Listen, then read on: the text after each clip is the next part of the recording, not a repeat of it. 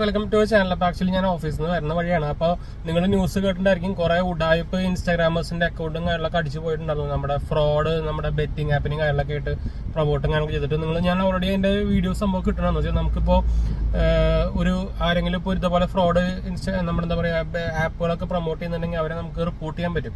അപ്പോൾ അതിനൊരു ഇമെയിൽ ഐഡിയും കാര്യങ്ങളൊക്കെ കേരള പോലീസ് വന്നിട്ടുണ്ടായിരുന്നു. അപ്പോൾ അത് ആക്ച്വലി ഇൻസ്റ്റാഗ്രാമിന് അവർ ഡയറക്റ്റ് കോൺടാക്ട് ചെയ്തിട്ട് അവർ ഇപ്പോൾ 3-4 പേരുടെ അക്കൗണ്ട് അടിച്ചു പോയിട്ടുണ്ട്. അപ്പോൾ എത്രയും പെട്ടെന്ന് എല്ലാവരുടെയും ഇതേപോലെ ഫ്രോഡ് ചെയ്യുന്ന പരിപാടി ആൾക്കാരുടെയൊക്കെ റിപ്പോർട്ട് ചെയ്യാൻ മറക്കണ്ട. എന്ന് വെച്ചാൽ ഇവര് സാധാരണ ആൾക്കാരെ വിറ്റ് കാശ് എന്ന് വെച്ചാൽ ഇപ്പൊ റീസെന്റ് അതിന്റെ കണക്കൊക്കെ പുറത്തു വന്നിരുന്നു. 3 മാസത്തേക്ക് 60 ലക്ഷമൊക്കെയാണ് മിനിമം ഇവർക്ക് കിട്ടിക്കുന്നത്. അപ്പൊ നിങ്ങൾ ഈ ഉഡായിപ്പ് ചൈനീസ് കമ്പനികളാണ് ഇതൊക്കെ. ഇവർക്കൊക്കെ എത്ര വരുമാനം ഉണ്ട്, എത്ര ആൾക്കാരെ പറ്റിച്ചിട്ടാണ് ഇവർ ചെയ്യുന്നത്, ചെറിയ കുട്ടികളടക്കം.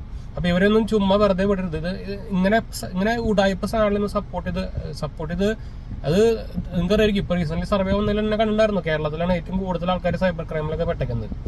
അപ്പോൾ ഇതിനൊന്നും പ്രൊമോട്ട് ചെയ്യാണ്ട് ഇതുപോലെ തന്നെ പെട്ടെന്ന് തന്നെ റിപ്പോർട്ട് ചെയ്യാൻ നോക്കുക. എന്ന് വെച്ചാൽ എത്രയും പെട്ടെന്ന് റിപ്പോർട്ട് ആയി കഴിഞ്ഞാൽ എത്രയും അത് വെച്ചാൽ ഇപ്പൊ കുറെ പല ആൾക്കാരും അവരുടെ ഇൻസ്റ്റാഗ്രാം പേജിന്നൊക്കെ ഇതൊക്കെ എടുത്ത് റിമൂവ് ചെയ്ത് കളഞ്ഞു തുടങ്ങിയിട്ടുണ്ട്. അപ്പോൾ പണി കിട്ടി തുടങ്ങി. പക്ഷെ ഭയങ്കര ലിമിറ്റഡ് ആൾക്കാർക്ക് പണി കിട്ടിയിട്ടുള്ളൂ. അപ്പൊ ഇത്രയൊന്നും പോരാ. എന്നാൽ അത്ര അധികം ആൾക്കാരുണ്ട് ഇതിൽ, പ്രത്യേകിച്ച് ഇൻസ്റ്റാഗ്രാമിൽ. എന്ന് വെച്ചാൽ യൂട്യൂബിൽ കുറവാണ്. യൂട്യൂബിൽ ബെറ്റിംഗ് ആപ്പ് ഒക്കെ ഇട്ട് അവർക്ക് പണി കിട്ടാറുണ്ട്. നോർമലി നിങ്ങൾ വീഡിയോ റിമൂവും അല്ലെങ്കിൽ കമ്മ്യൂണിറ്റി ചെയ്യാൻ സ്ട്രൈക്ക് ഒക്കെ വരും. പക്ഷേ ഇൻസ്റ്റാഗ്രാമിൽ ഒരു മരങ്ങാത്തൊലി ഉണ്ടായിരുന്നില്ല. അപ്പോൾ അത് ആക്ച്വലി ഇപ്പോൾ സ്ഥിരമായിട്ട് വന്നിട്ടുണ്ട്. കേരള പോലീസിന്റെ സൈഡിൽ നിന്ന് ഒരു ഇനിഷ്യേറ്റീവ് വന്നിട്ടുണ്ട്. ഭയങ്കര ലേറ്റ് ആയി, എന്നാലും വന്നത് തന്നെ ഭാഗ്യം.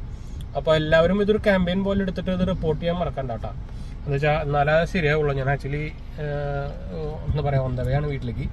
അപ്പോൾ നമ്മളതൊരു വീഡിയോ എടുത്താൽ എന്ന് വെച്ചാൽ ഷോർട്സ് ഞാൻ അങ്ങനെ അധികം എടുക്കാറില്ല. അപ്പോൾ എടുത്താലോ എന്ന് വിചാരിച്ചു. എന്ന് വെച്ചാൽ അധികം റീച്ച് കിട്ടാൻ ഒരു ഷോർട്സ് ആയിരിക്കും. അപ്പോൾ എത്രയും പേര് ആൾക്കാരിൽ എത്തിക്കഴിഞ്ഞാൽ അത്രയും നല്ലത്. എന്ന് വെച്ചാൽ ഞാൻ ആക്ച്വലി ഇതിന് മുമ്പത്തെ വീഡിയോയിലൊക്കെ ഞാൻ അതിന്റെ ഇമെയിൽ ഐ ഡി ഒക്കെ കൊടുത്തിട്ടുണ്ടായിരുന്നല്ലോ. അത് നോക്കിക്കഴിഞ്ഞാൽ നിങ്ങൾക്ക് കാണാം.